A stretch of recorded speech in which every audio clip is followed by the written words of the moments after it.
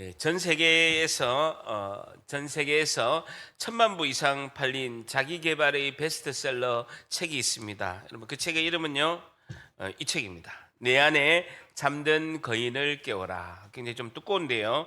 내 안에 잠든 거인을 깨워라라는 책이죠. 이게 전 세계 1,000만 부 이상 이렇게 팔린 아주 초베스트셀러 자기계발서입니다. 이것을 이제 저자는 누구냐면 내 안에 잠든 거인을 깨워라. 이 저자가 누구냐면요, 빌 클린턴 대통령과 오프라 윈프리의 멘토이기도 하고요, 이 시대의 최고의 카운셀러이자 행동 변화 전문가인 토니 로빈스가 이제 저자입니다. 이 책을 보면요, 자기 혁신을 어떻게 할 것인지, 그리고 사회적으로 성공하기까지 분명한 목표를 세우고 인생을 성공하는 근본적인 방법을 이 책이 제시하고 있습니다. 주 내용을 보면 인생은 분명히 모든 것이 내가 노력하면 바꿀 수가 있고, 목표를 세우고 마음 훈련을 이제 10일간 하고 일주일간 삶을 바꾸는 그런 7일간의 훈련 그런 계획서도 있고, 굉장히 이제 뭐 자기계발서에서는 좋은 책입니다. 좋은 책으로 이렇게 있습니다.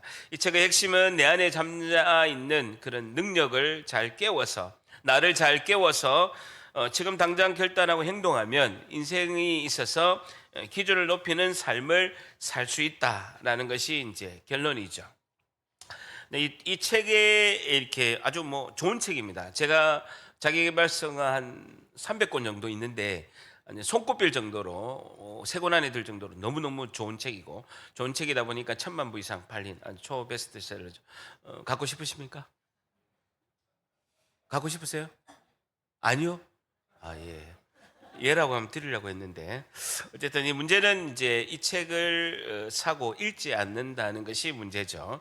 책을 사기만 하고 책 제목대로 이 책만 사면 나를 깨울 수가 있다라고 하는 착각 때문에 책을 사서 읽지 않는다는 게 문제입니다. 두 번째는 읽더라도 실천하지 않는 것이 안타까운 현실이죠. 읽더라도 그렇게 실천하지 않으니까 내 안에 잠든 거인을 깨우라, 이것이 상당히 힘든 것이죠. 오늘 성경 본문 사사기 4장을 보면요, 명확하게 잠든 나를 깨우는 확실한 방법을 하나님께서 우리에게 말씀하고 있습니다. 명확하게 잠든 나를 깨우는 확실한 방법을 하나님께서 우리에게 말씀하고 있습니다. 오늘 사사기 4장을 통해서 삶이 변화되려면 나는 무엇을 깨워야 할까요? 오늘 질문이 뭐라고요? 삶이 변화되려면 나는 무엇을 깨워야 할까요에 대한 교훈을 얻고자 합니다. 삶이 변화되려면 나는 무엇을 깨워야 할까요? 내 삶이 변화되려면 내가 깨워야 된다는 거예요. 나는 무엇을 깨워야 할까요? 오늘 설교 제목이 뭡니까? 나를 깨워라입니다. 자, 4장 1절 한번 같이 있습니다. 시작. 에웃이 죽으니 이스라엘 자손이 또 여호와의 목전에 악을 행하며, 2절 같이 있습니다. 시작. 여호와께서 하솔에서 통치하신 가나안 왕 야빈의 손을 그들을 파셨으니 그의 군대 장관은 하고셋 학고임에 거주하는 시스라요라는 것입니다. 하솔 동그라미 쳐보세요. 여호와께서 하솔에서 통치하는 가나안 왕 야빈 동그라미 쳐보세요. 야빈. 그리고 손을 그들을 파셨으니 동그라미 치시고, 그의 군대 장관은 맨 끝에 시스라, 장군 이름이 뭐라고요? 시스라라는 것이죠. 그러니까 가나안 땅, 이스라엘 땅 안에 북쪽에 보게 되면 평지가 있는데 하솔이라는 도시가 있습니다. 하솔이라는 도시가 있는데 그 도시의 왕이 이름이 뭐라고요? 야빈이라는 거예요. 야비한 야빈이에요. 제가 신대원 시험 칠 때 사사 여자 사사 이름 누군가 드보라 이런 거 안 나와요. 신학대학원 시험 칠 때는 당연히 드보라, 여자 사사는 드보라 다 알죠. 사사 드보라 때 그 가나안 땅의 그 하솔의 왕 이름은 누구냐? 그렇게 신대원 시험에 나와요. 얼마나 힘들겠습니까? 필요 없는 건데 외워야 돼요. 그러니까 안 외워지니까 제가 적은 거예요.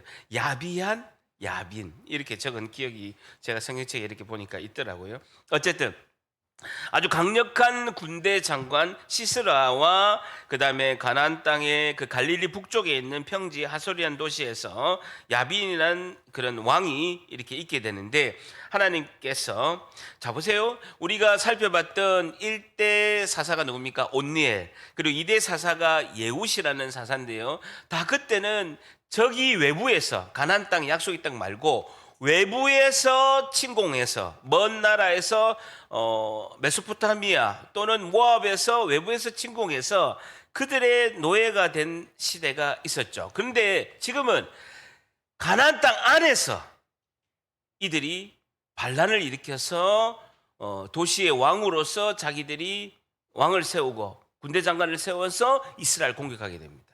그전에는 외부 나라에서 공격했는데 지금은 자기 그런 이스라엘 땅 안에서 반란이 일어나서 왕을 세우고 군대 장관이 이제 도시의 왕을 세우고 군대 장관이 공격하는 이런 상황이 있게 되는 것입니다. 자, 그렇게 되는 원인이 있습니다. 그게 되는 원인은 뭐냐면요. 여러분 주보를 이제 사사기 4장에 딱 띄우시고요. 여호수아서 11장 10절 앞에 보면요. 구약 성경 337페이지. 구약 성경 337페이지 보게 되면요. 여호수아서 11장 10절. 여호수아서 11장 10절 보게 됩니다. 337페이지 보게 되면요. 여호수아서 11장 10절에 보게 되면 하솔은 본래 모든 나라의 머리였다라는 것입니다. 원래 가나안 땅에 있을 때 하솔이 가장 대표적으로 힘이 센 도시국가였어요. 하솔이 그 있는 가나안 땅에 있는 족속 중에서 하솔이 가장 가나안 땅에 힘이 센 도시 국가였습니다. 그때 여호수아가 돌아와서 하솔을 무찌르게 된 것이죠. 하솔을 취하고 그 하솔에 있는 도시 국가의 왕을 칼날로 다 쳐 죽이게 됩니다. 하솔의 모든 사람을 여호수아가 진멸하게 되죠. 그런데 11절에 보게 되니까요. 그 가운데 모든 사람을 칼날을 쳐서 진멸하여 호흡이 있는 자는 하나도 남기지 않고 또 하솔을 불을 살라서 여호수아가 다 진멸했어요. 자, 그런데 13절에 보세요. 여호수아가 하솔만 불살랐고 하솔에서 도망간 사람들 있잖아요. 하솔에 있는 주민들인데 하솔에 있는 사람들인데 산 위로 이렇게 도망을 갔습니다. 근데 산 위에 세운 성읍들은 그 여호수아 부대가 담당한 것이 아니라 나머지 이스라엘 부대가 그것을 담당했는데 줄쳐보세요. 불사르지 아니하였다라는.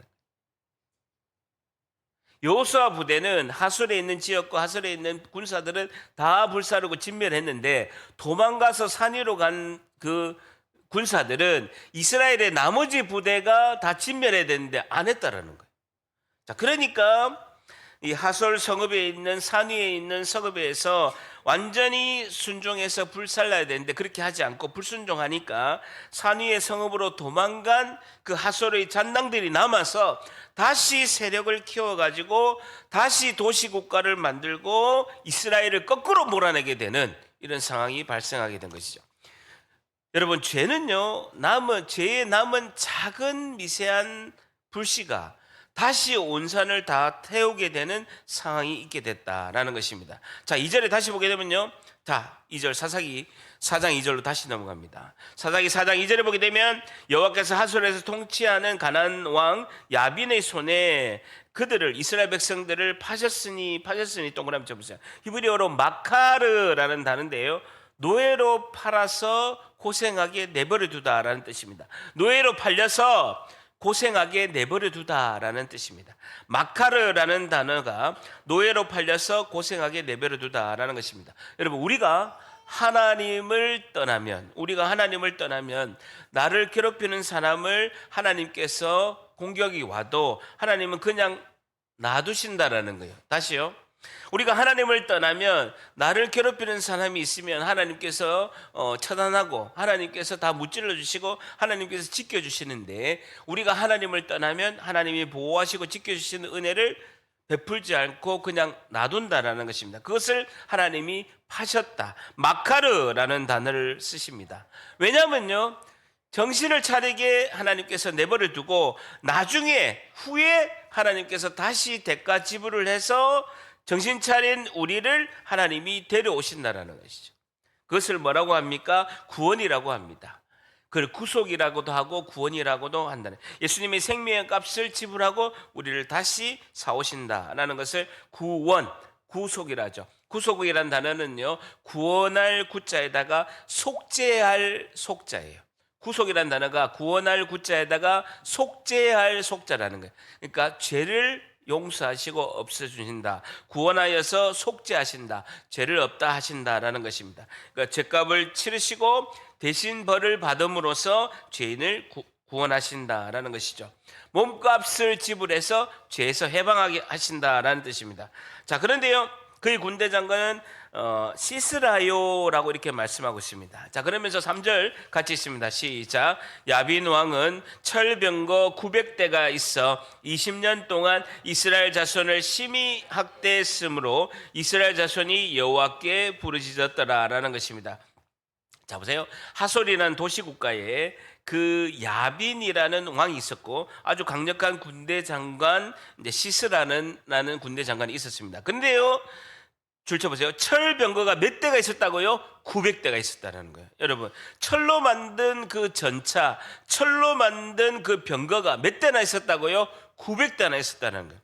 그것을 가지고 이스라엘 국가를 다시 점령해서 20년 동안 심히 학대하고 점령했다는 거예요. 여러분, 그 당시에 가나안 땅에서 조그만 그 하솔이라는 곳에서 900대의 전차가 있는 것의 규모를 보게 되면요, 예전에 요셉의 시대 때 가장 초강대국, 지금의 미국과 같은 초강대국이 무슨 나라였습니까? 이집트, 애굽입니다. 이집트, 애굽이 이스라엘 백성이 200만 명이 출애굽할 때 철병거가 이스라엘 백성을 뒤쫓았습니다.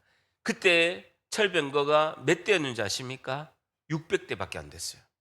그리고 애굽이란 전체 나라에 초강대국, 여러분 지금 이스라엘 가나안 땅은요, 경상북도밖에 되지 않는 작은 땅입니다. 그런데 애굽이란, 이집트란 나라는요, 엄청나게 큰 땅입니다. 그 큰 땅에 총 전차가요 1200대밖에 없었어요. 그리고 이스라엘 백성이 출애굽할 때 600대가 그 이스라엘 백성을 쫓아갔습니다. 그런데 조그마한 경상북도만한 거기에서 아주 작은 하솔이라는 곳에서 900대의 전차는요, 대단한 겁니다.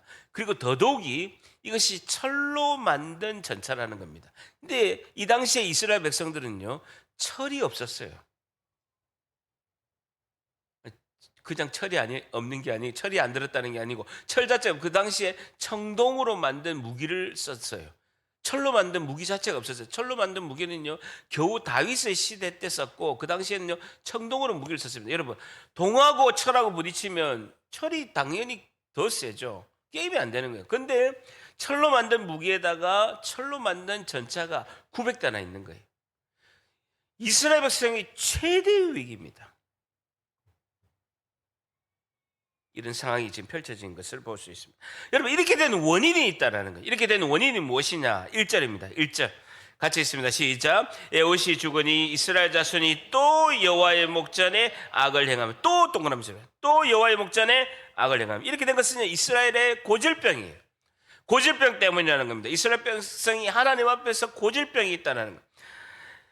여러분, 사사시대마다, 위기 때마다 계속 반복되는 말이 이스라엘 자손이 또 여호와의 목전에 악을 행했다, 하나님 얼굴 앞에서 악을 행하였다라고 이렇게 말씀하고 있습니다. 여러분, 어느 누구나 개인적으로 다 약한 부분이 있습니다. 여러분, 우리가 그렇게 하고 싶진 않지만 중독이 있고 고질병이 다 개인마다 있습니다. 때로는 술 때문에 몇 번 실수하기도 하고요. 세상 사람들은 도박을 하기도 이렇게 합니다. 습관적으로 여러분, 돈을 빌리는 것도 중독 고질병이라고 할 수도 있습니다. 여러분, 제가 어릴 때 전두환 정권 때 이렇게 보면 장영자 사건이라고 있었습니다. 여러분 잘 알죠? 1982년에, 지금부터 42년 전입니다. 42년 전에 장영자라는 한 사람이 사기를 쳤는데 규모가 얼마인 줄 압니까? 42년 전입니다. 7천억이에요. 여러분, 42년 전에 7천억입니다. 강남 아파트가 3천만 원 할 때 됩니다. 현대 아파트, 강남 아파트가 지금 40억, 50억 하는 게 5천만 원 할 때였습니다. 근데 42년 전에 7천억의 사기를 쳤습니다. 그 출소 후에도요, 75세의 나이에도 불구하고 4번이나 또 다시 사기를 쳐서 감옥에서 실형을 받게 돼서 지금도 감옥에 있습니다. 여러분, 고질병이죠. 여러분 그거 보니까 대도조세형, 우리가 잘 알죠. 고관의 그런 물건을 훔쳐서 가난한 재벌집을 털어서 가난한 사람을 도운다라고 해서 대도조세형 씨도 있는데, 그가 놀라운 도둑 기술이 엄청나게 뛰어나서 그가 출소 후에 보안업체에 자문위원을 하고, 여러분 하물며 경찰 행정학과에 교수를 했습니다. 강사를 했어요. 경찰들에게 도둑들을 이렇게 하니까 이렇게 막아라라고 강사를 하고, 그가 회심해서 예수님을 믿어서 엄청나게 많은 교회가 가지고 간증됐습니다. 근데 그 후에도 그 고질병을 고치지 못해서 몇만 원을 훔치는 잔 도둑이 됐습니다. 그래서 감옥을 16번이나 들락날락하게 된 것이죠. 좋은 머리와 좋은 기술을 가지고 있음에도 불구하고 죄에 빠져서, 고질병에 빠져서 고치지 못한 것을 볼 수가 있습니다. 여러분, 이스라엘 백성이 고질병에 빠지는 이유가 있습니다. 이것은 인간의 죄의 본성 때문에 그렇습니다. 우리도 마찬가지고 인간의 죄의 본성이 계속해서 악을 행하고 하나님 앞에서 죄를 짓게 하는 것이죠. 여러분, 죄는 중독성이 있습니다. 무서운 중독성이 있어서 한번 죄에 빠지면 죄에서 벗어나기가 힘들다라는 것이죠. 여러분, 술, 담배가 왜 끊기 힘듭니까? 금단 현상 때문에 그렇습니다. 제가 2001년도에 교회 다니면서 술, 담배를 한 번에 끊었습니다. 금단 현상이 일어나는 거예요. 술은 그냥 안 먹으면 되는데 담배를 이렇게 많이 피다가 딱 안 피니까요, 금단 현상이 일어나는 게 굉장히 폭식을 하게 됩니다. 그리고 손이 막 떨려요. 손이 막 떨리고 막 수련증이 오고 불안하고 막 폭식을 하게 되니까 금단 현상을 이제 넘기지 못하면, 일시적으로 일어난 현상을 넘기지 못하면 이제 실패하게 되는 것이죠. 오늘 첫 번째, 삶이 변화되려면 나는 무엇을 깨워야 할까요? 첫 번째, 나의 고질병을 극복하고 깨워야 합니다. 나의 고질병을 극복하고 깨워야 합니다라는 것이죠. 나의 고질병을 극복하고 깨워야 합니다. 나의 고질병을 극복하고 깨워야 합니다라는 것이죠. 이스라엘 백성 1절에 보게 되면요, 또 여호와의 목전에 악을 행하며, 이스라엘 백성은 눈에 보이지 않는 하나님을 믿는 백성들입니다. 그리고 율법의 말씀에 하나님을 잘 믿고 제사는 이렇게 드리고 예배는 어떻게 하고 하나님을 경건하게 어떻게 섬겨야 되고 어떻게 율법의 말씀에 어떻게 지켜야 되는가를 뭔 하지 마라 해라라고 율법에 다 기록되어 있습니다. 하나님께 예배를 드려라, 성전에서 하나님께 제사는 이렇게 드려라, 그리고 우상 숭배하지 마라, 간음하지 마라, 도둑질하지 마라라고 다 이렇게 기록된 대로 있습니다. 근데요, 가만히 생각해 보니까요, 그 말씀대로 다 지키려고 하니까 세상에서 할 수 있는 일이 별로 없는 거예요. 세상에서 할 게 별로 없어. 그걸 다 지키면 세상에서 할 수가 없는 거예요. 근데 가만히 주변에 살아있는 가나안 백성들을 보니까요, 다 하는 거예요. 하물며 얼마든지 죄를 지어도 멀쩡하게 건강해. 그리고 하물며 우상 신전 안에서 합법적으로 간음을 해도 너무 잘 사는 거예요. 죄를 지어서 당장 죽어버리면 되는데 너무너무 잘 사는 거예요. 여러분, 우리 절도 성당도 마찬가지입니다. 술, 담배, 제사 드린다고 절과 성당에서 아무런 뭐라 안 합니다. 여러분, 스님이 제사 드리지 마라, 바람 피우지 마라 라고 설법하는 거 봤습니까? 안 한다고요. 제가 성당 가서 깜짝 놀란 게요, 성당에 미사를 드리는 거를 이제 신학대학원 때 종교 비교학에서 있어가지고 토요일 날 이제 미사를 드렸는데, 성당에서 미사를 드리고 예배를 드리고 나오잖아요. 나와가지고 딱 출입구에서 큰 출입문을, 성당 출입문을 나와서 조금 한 8m, 9m 가니까 우측편에 커다란 스테인리스 재떨이가 있고 흡연실이 있는 거예요. 예배 잘 드리고 나와서 뽀끔뽀끔하고 모여가지고 담배를 피더라고. 굉장히 충격이었어요. 아무도 이야기하지 않습니다. 절이나 성당에서는 아무도 이야기를 하지 않습니다. 여러분, 가나안 땅에서도요, 그들은 잘못을 저지르고 우상 신전에다가 제물만 바치기만 하는 걸 보니까 굉장히 이스라엘 백성들이 갈등을 일으킨 거예요. 세상에서는 다 저렇게 해도 잘 사는구나. 세상에서는 이게 전혀 죄가 되지 않는데 왜 하나님은 이것을 죄라고 할까라는 갈등 속에서 사람은 죄에 끌리게 돼 있어요. 그 죄를 따라가게 되는 것이죠. 그것이 하나님 보시기에 악을 행했다. 여러분, 세상에서는 죄라고 하지 않습니다. 하나님은 그것이 악이다라고 명확하게 하나님이 이제 분명하게 기준을 제시하는 거죠. 저를 따라합니다.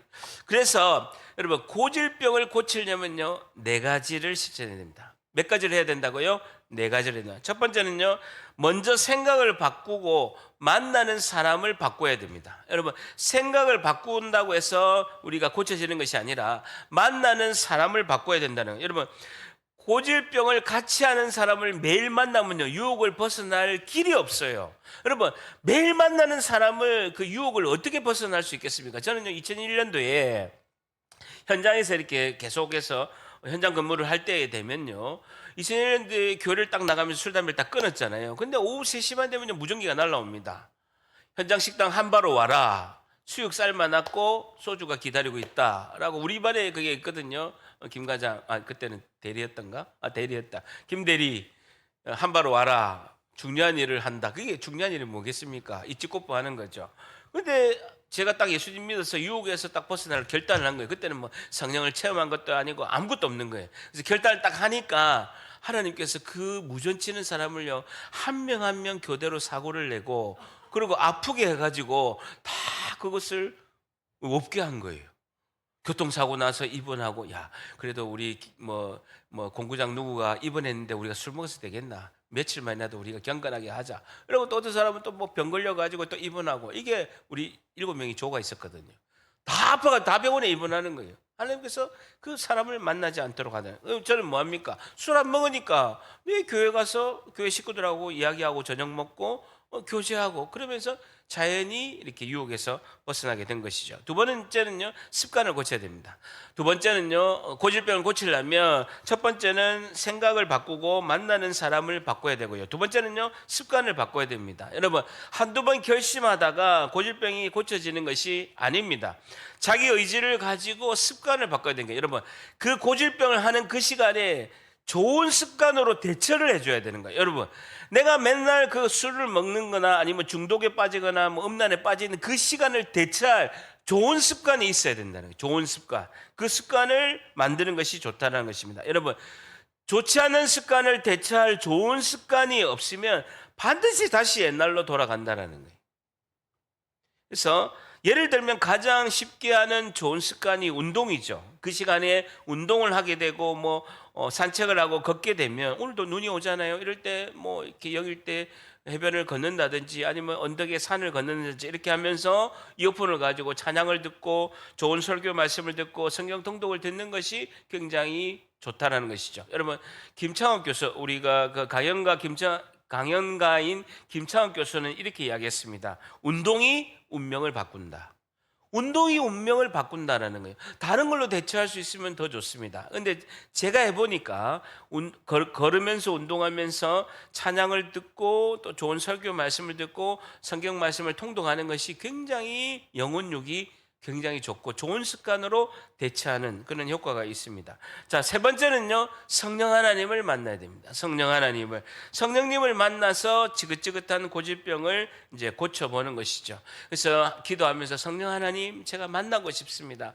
만나지 않은 분들은 성령 하나님 저한테 오셔서 이미 안에 계신 성령이시지만 하나님 충만한 은혜로 저를 만나주세요라고 간절히 기도하는 것이 중요하다는 것입니다. 여러분 성령님이 나에게 오시면요, 제 별명이 옛날에 뭐였다고요? 밤이슬이었잖아요. 옛날에 처음에는 밤안개였어요. 2시까지 먹을 때는 밤안개였으면 2시 되면요 안개가 자욱하게 깹니다. 그걸 보고 제가 숙소 들어갔거든요. 밤안개였어요. 근데요 계속 술을 더 먹으니까 4시까지 먹는 거예요. 새벽 4시까지. 그러니까 4시에 보니까요. 나무의 잎사귀에 이슬이 싹 낀 거예요. 제 별명이 밤이슬이었어요. 그런데요. 성령이 오시니까요. 달리 목사까지 이끄신 줄 믿습니다. 성령이 오시면 다 변화된다라니까요.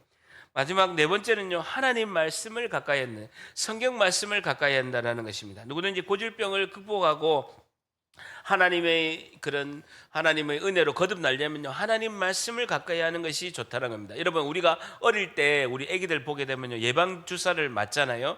그 예방 주사 맞는다고 해서 평생 그 병에 안 걸리는 것이 아닙니다. 여러분 어떻게 병이 안 걸립니까? 위생을 청결케 하고 깨끗이 씻고 우리가 건강한 음식을 먹고 컨디션 관리를 잘 해야 우리가 병이 안 걸리는 것처럼 성령이 내 안에 씻겨주시고 하나님 말씀을 붙들고 말씀을 가까이 할 때 내 영혼이 씻겨주시고 고질병에서 우리가 자유롭게 되는 줄 믿습니다. 여호수아가 사사시대를 앞두고 자신이 유언을 했습니다. 여호수아서 23장 6절에 그러므로 너희는 크게 힘써 모세의 율법에 기록된 것을 다 지켜 행하라. 그것을 떠나 우로나 좌로나 치우치지 말라라고 이렇게 말씀하신 것처럼 하나님 말씀을 가까이 하는 것이 좋다는 거죠. 여러분 고질병에서 고치려면 첫 번째 뭐라고요? 먼저 생각을 바꾸고 만나는 사람을 바꿔야 된다. 두 번째는 뭡니까? 습관을 바꿔야 된다. 세 번째 뭡니까? 성령 하나님을 만나야 된다. 네 번째 뭡니까? 하나님 말씀을 가까이 해야 된다라는 것입니다. 여러분 고질병이 뭡니까? 우리가 생각할 때 고질병 하면 술, 도박, 그리고 담배, 음란, 중독 이것만 고질병으로 생각할 수가 있습니다. 근데 고질병은 다양합니다. 여러분 미움, 시기, 질투 제일 큰 고질병이 뭔지 압니까? 고집입니다. 고집.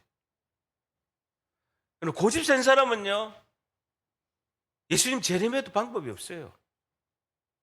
그것도 고질병입니다.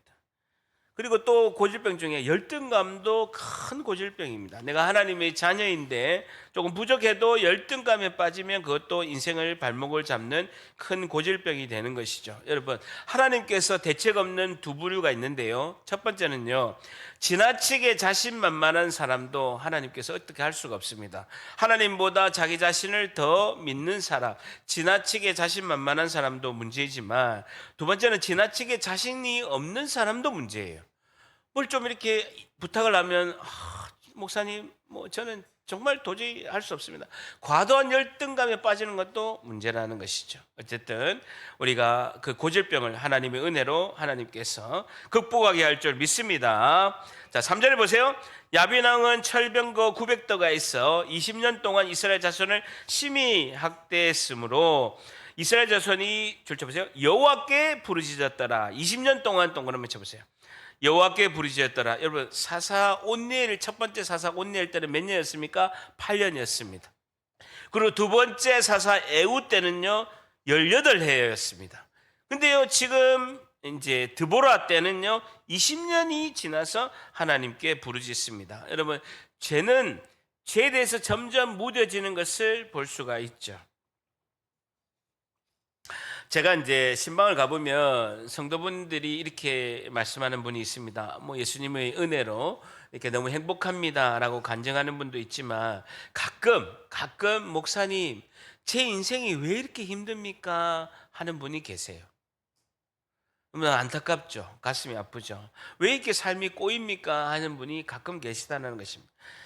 어쨌든 주님이 주시는 그 예배에서 초대장을 받고 주님 손 꼭 잡으시는 우리 모두가 되시기를 축복합니다. 하나님께로 부르짖으라는 것입니다. 하나님, 내가 절벽으로 달려가다가 멈추고 하나님께 절벽에서 희망이 안 보일 때 하나님께 부르짖으면 하나님이 달려가신다라는 것입니다. 그러면서 하나님께서 드디어 하나님의 구원의 손길이 펼쳐지게 됩니다. 4절 같이 있습니다. 시작. 그때 랍비돗의 아내 여선지자 드보라가 이스라엘의 사사가 되었는데, 아내 동그라미 치시고, 아내는 여자를 의미하고 여선지자 동그라미 쳐보세요. 랍비돗의 아내 여선지자 드보라가 이스라엘의 사사가 됐다. 지금으로부터 3200년 전입니다. 3200년 전에 고대에서는 여자는요 인구조사의 명수로 세지도 않았습니다. 여자는 고대에서는 3200년 전에 가족의 재산 개념이었습니다. 그런데 율법에도 재판이 있을 때 2명의 증인이 필요한데 그 여자는 증인에도 속하지 않았습니다. 그런데요 정말 획기적으로 그 민족의 지도자이고 재판관이고 군사의 사령관이고 모든 권력의 책임자가 여자 사사 드보라가 등장하게 됩니다. 군사의 총사령관이고 재판관인 여자가 드보라가 이제 사사로 이렇게 등장한 대단히 큰 혁명이 있게 되는 것이죠. 여러분, 드보라가 등장했을 때가 BC 1216년입니다. 1216년, 3200년 전인데요. 그 첫 여자 사사 드보라가 등장하게 됐습니다. 그 이유는요, 단 하나입니다. 여선지자라는 거예요. 동그라미 쳐보세요. 여선지자이기 때문에 하나님께서 사사로 쓰셨다는 거예요. 선지자가 뭡니까? 성령이 임해서 하나님의 말씀을 전하는 자가 선지자라는 것이죠. 하나님의 말씀을 전하는 임무를 수행하는 것이 선지자가 하는 것입니다. 그래서 대단한 사건이죠. 자, 그런데요, 5절 보세요. 그는 에브람 산지 라마와 베델 사이에 드보라 동그라미 치시고 종려나무 동그라미 쳐보세요. 여러분, 드보라라는 뜻이 히브리어로 꿀벌이라는 뜻입니다. 이름의 뜻이 뭐라고요? 꿀벌이라는 뜻이고, 종려나무 동그라미 쳐보세요. 종려나무는 뭡니까? 꿀대추나무입니다. 여러분, 이스라엘 땅이 젖과 꿀이 흐르는 땅이다라는 뜻이 뭐냐면요, 종려나무가 너무 많아요. 그래서 젖은 뭡니까? 양을 많이 키우기 때문에 양에서 젖이 나오고, 꿀은 어디서 나오느냐? 종려나무가 꿀대추나무거든요. 그러면 종려나무에서 대추가 엄청 많이 열려 있어요. 여러분, 이스라엘 성지 순례 가면 선물로 뭐 사옵니까?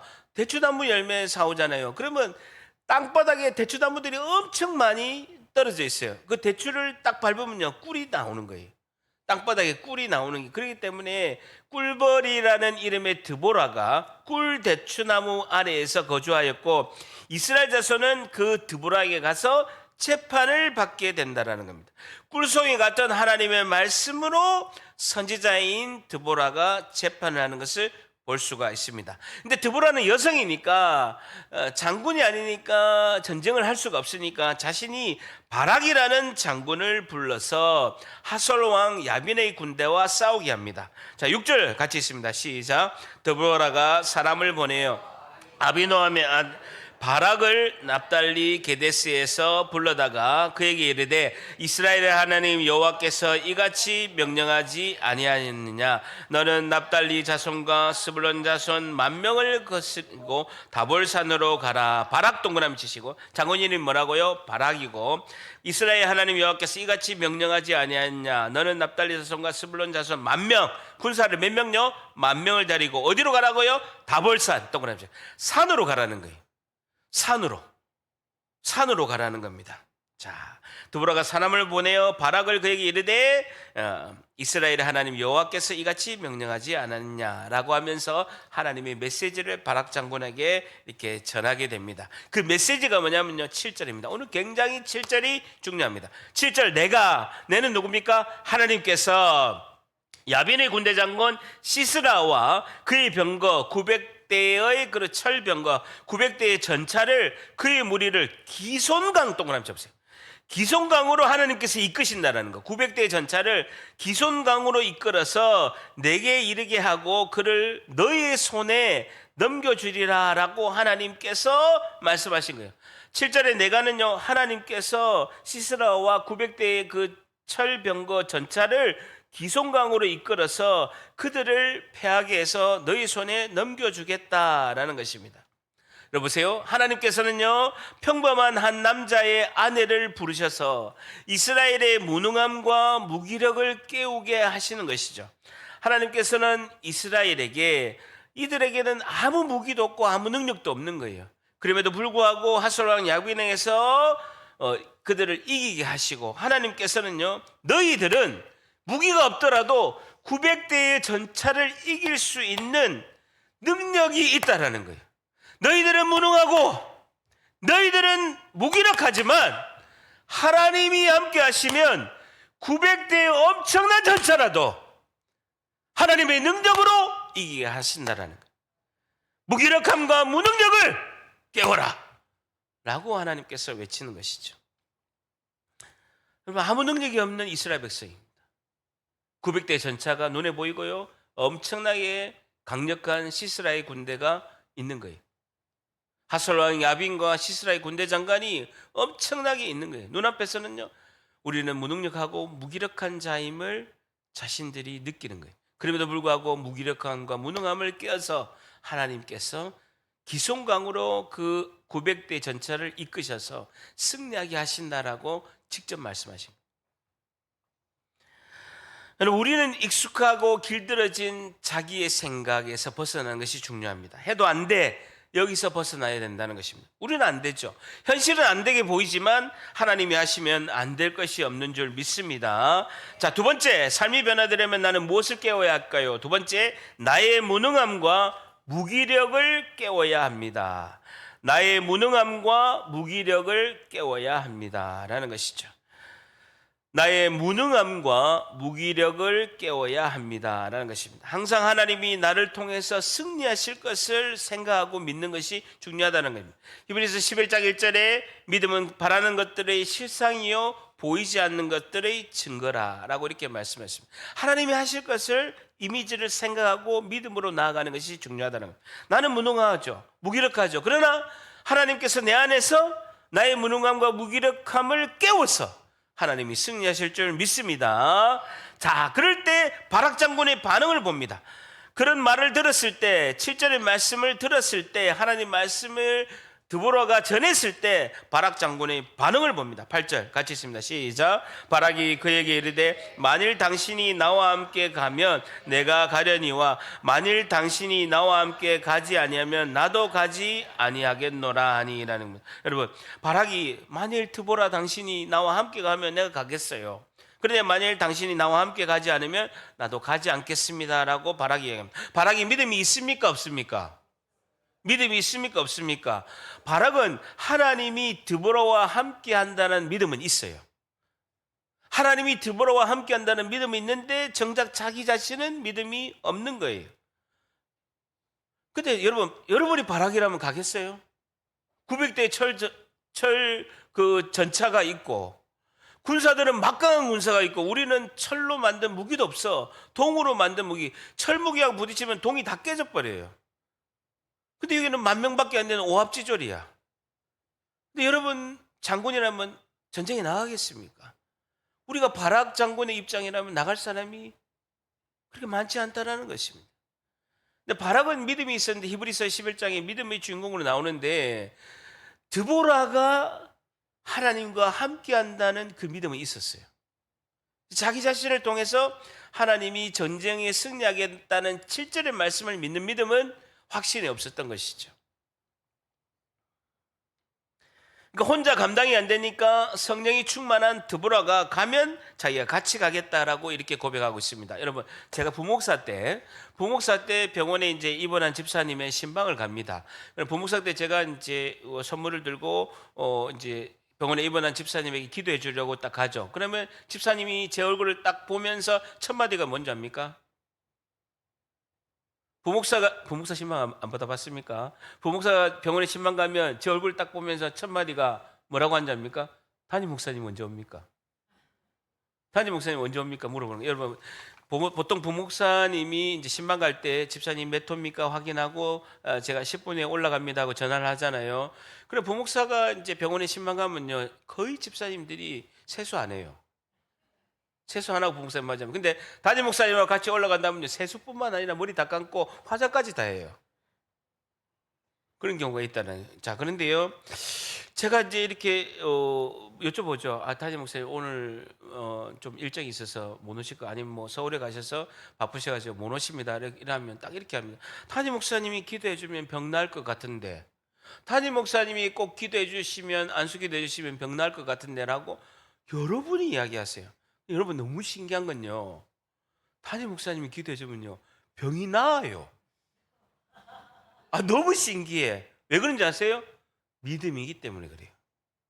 부목사님이 기도해 주면 안 낫고 담임 목사님이 기도해 주면 병 난다는 믿음 때문에 나아요. 또 그럼 제가 안동맥 폐쇄증으로 어머니 돌아가신 장례 이틀째 저희 장례식장에 기도받은 집사님 실명된 눈이 정상으로 된 거예요. 근데 제가 물어봤죠. 집사님, 오늘 하나님께서 우리가 같이 기도하면 나으실 걸 믿습니까? 그러니까 확실히 믿는다는 거예요.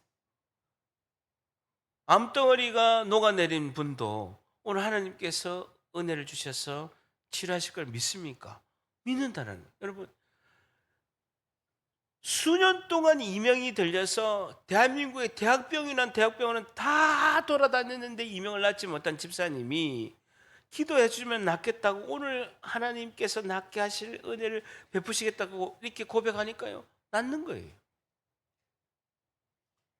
여러분, 믿음은요 기적으로 이끄실 줄 믿습니다. 믿음이 너무나 중요한 거예요. 그 믿음 자체가 우리를 하나님의 기적으로 이끄실 줄 믿습니다. 자, 이야기를 들은 드보라는 즉시 대답합니다. 9절에 이르되 내가 반드시 너와 함께 가리라. 줄자 보세요. 내가 반드시 너와 함께 가리라. 그러나 내가 이번에 가는 길에서는 영광을 얻지 못하리니 이는 여호와께서 시스라를, 줄자 보세요, 여인의, 시스라 장군, 적의 장군을 여인의 손에 파실 것임이라 하고 드보라가 일어나 바락과 함께 게데스로 가니라 라는 겁니다. 드보라는 즉시 간다고 이렇게 이야기합니다. 내가 반드시 너와 함께 가는데 너가 이번에 가는 길에서는 너가 영광을 얻지 못한다 라는 것입니다. 하늘의 상을 놓치게 될 것이다 라는 겁니다. 그러면서 그 상은 누가 차지한다? 어떤 여인의 손에 그 상을 차지하게 될 것이다. 그 상은 어떤 여인의 공으로 돌아가게 된다라고 이렇게 이야기하고 있습니다. 여러분, 전쟁의 승리는 승리할 때 이 아군의 장군이 적군의 장군을 불러서 그 패배한 적군의 장군의 목을 딱 벨 때 그 공을 인정하고 전쟁 승리를 인정받는 거예요. 근데 적군의 목을, 이 장군이 시스라의 목을 벨 수 있는 영광을 차지하지 못한다라는, 그 영광을 평범한 여인이 차지하게 될 것이다 라고 이야기하고 있습니다. 자, 4장 17절 보세요. 자, 보세요. 그 결과를 보게 되면요, 시스라가 걸어서 도망하여 전쟁에서 패해서 겐 사람 헤벨의 아내, 힘없는 그런 여인의 그 아내 야엘의 장막에 이르렀는데 이는 하솔왕 야빈과 겐 사람 헤벨의 사이에 그 전에 친교가 있었고 화평한 관계로서 잘 아는 사이였습니다. 그래서 시스라 장군이 도망가서 그 4장 17절에 보게 되면요, 하솔왕 야빈과 겐 사람의 헤벨의 집에 있는 화평이 있었기 때문에 헤벨의 안에 있는 야엘의 장막에 헤벨의 아내, 힘없는 여인의 야엘의 장막에서 이르는 겁니다. 그러면서 야엘이 나가서 그 시스라 적군 시스라 장군을 영접하여 그에게 이르되 나의 주여 들어오셔서 내게로 들어오시고 두려워하지 마소서 하며 그가 장막에 들어가니 야엘이 그 시스라 장군을 이불로 덮어주게 됩니다. 자, 20절에 보게 되면요, 그가 또 이르되 장막문에 섰다가 만일 사람들이 와서 내게 묻기를 여기 어떤 사람이 있느냐라고 물으면 너는 없다라고 속여서 나를 안전하게 지켜주라 라고 이제 그 전부터 잘 알고 있었으니까 부탁을 하죠. 자, 그런데 21절에 그가 깊이 잠들매 헤벨의 아내 야엘이 그냥 평범한 아무 힘이 없는 여인이에요. 장막 말뚝을 가지고 손에 방망이를 들고 그에 가서 가만히 가서 말뚝을, 그 시스라 장군의 관자놀이가 어디입니까? 여기다 옆으로 자고 있으니까 여기다가 말뚝을 가지고 쇠 말뚝에다가 그 말뚝을 관자놀이에 박음에 말뚝이 꿰뚫고 땅에 박히니 그가 기절하여 죽으니라. 여러분, 저를 따라합니다. 여자가 무서워요. 한 번 더 따라합니다. 여자가 너무너무 무서워요. 여러분, 잠잘 때 남편 눈 뜨고 자세요. 관자를 잡고 자세요. 여러분, 관자하고 이렇게 이마하고 잡고 자세요. 아시겠죠? 아내 눈 뜨고 자세요. 눈 뜨고 자세요. 22절에 바락이 시스라를 추격할 때 야엘이 나가서 그를 맞아 그에게 이르되 오라 내가 찾는 그 사람을 내게 보이리라 하며 바락이 그에게 들어가 보니 바락 장군이 보니까 시스라가 엎드려 죽었고 말뚝이 그의 관자놀이에 박혔더라 라는 것입니다. 그래서 영광은요, 힘없는 평범한 주부 야엘에게 그 영광을 뺏기게 되는 것입니다. 하나님이 드보라하고 함께 있는 것을 군대 장관이 바락이 믿었습니다. 그런데 드보라가 전한 그 7절의 말씀을 믿는 믿음의 용기가 없었던 것이죠. 자, 다시 4장 7절을 보게 됩니다. 하나님께서 내가 야빈의 군대 장관 시스라와 그의 병거들과 그의 무리를 기성강으로 이끌어 내게 이르게 하고 그를 내 손에 넘겨주리라 하라고 하나님 말씀을 믿는 믿음과 용기가 바락 장군에게는 없었던 것이죠. 나의 믿음과 용기를 깨우지 않으면 하나님 일을 하고 상을 못 받는다는 거예요. 오늘 마지막 세 번째, 삶이 변화하려면 나는 무엇을 극복해야 될까요? 세 번째, 나의 믿음과 용기를 깨워야 합니다. 나의 믿음과 용기를 깨워야 합니다. 나의 믿음과 용기를 깨워야 합니다. 하나님 앞에서 나의 믿음과 용기를 깨워야 합니다. 오늘 중요한 것은요, 오늘 내기에 응한 그 하나님 말씀이 들리고 믿음으로 우리가 믿고 용기 있게 나아가면 우리에게 불가능이 없는 줄 믿습니다. 누가복음 1장 37절에도 분안했던 예수님의 어머니 마리아에게 천사가 이렇게 얘기했습니다. 대저 하나님의 명하고 모든 말씀은 능하지 못하심이 없느니라. 대저 하나님의 모든 말씀은 능하지 못하심이 없느니라 라고 이렇게 말씀하고 있습니다. 여러분, 드보라는 평범한 주부였습니다. 야엘도 평범한 주부였습니다. 약속의 말씀이 있기 때문에 그 약속의 말씀을 믿는 그런 드보라는요, 엄청나게 위대한 사사로서 하나님께서 그 드보라를 쓰시고 20년 동안의 고통에서 이스라엘 백성을 탈출하게 하는 큰 역사의 주인공으로 쓰셨다라는 것이죠. 여러분, 이 전쟁이 어떻게 마무리됐냐면요, 4장 15절에 보세요. 여호와께서 바락 앞에서 시스라와 그 모든 병거와 그의 온 군대를 칼날로 혼란하에 빠지게 하심에, 주처럼 보세요. 시스라가 병거에서 내려서 걸어서 도망하였다는 거예요. 여러분, 철병거를 타지도 못했다는 거예요. 이스라엘은요, 겨울에는 우기철입니다. 그리고 겨울철, 우기철에는요, 다 건기입니다. 비가 하나도 안 와요.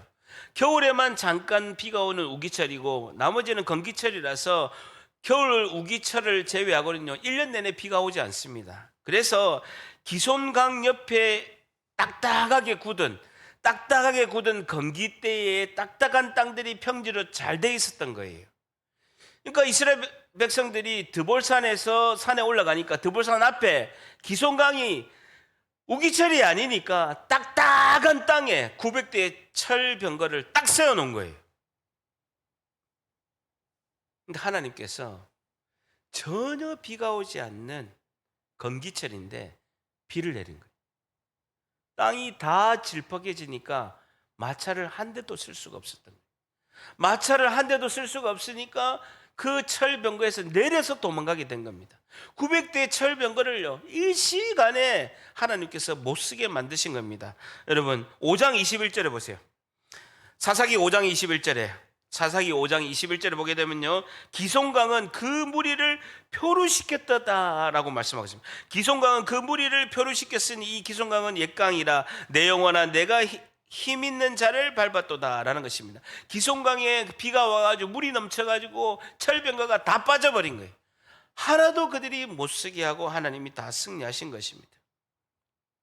다시 4장 16절 돌아갑니다. 4장 16절에 바락이 그의 병거들과 군대를 추격하고 하로셋 학고임에 이르니 시스라의 온 군대가 다 칼에 엎드려지고 한 사람도 남은 자가 없었더라. 하나님이 하시면 불가능도 평범한 일상일 줄 믿습니다. 하나님은 하나님 말씀 믿고 순종하는 자에게 날마다 기적이 임하실 줄 믿습니다. 다시 합니다. 오늘 선포된 말씀을 한 번 더, 오늘 선포된 말씀을 즉시 믿고 순종합시다. 한 번 더, 오늘 선포된 말씀을 즉시 믿고 순종합시다.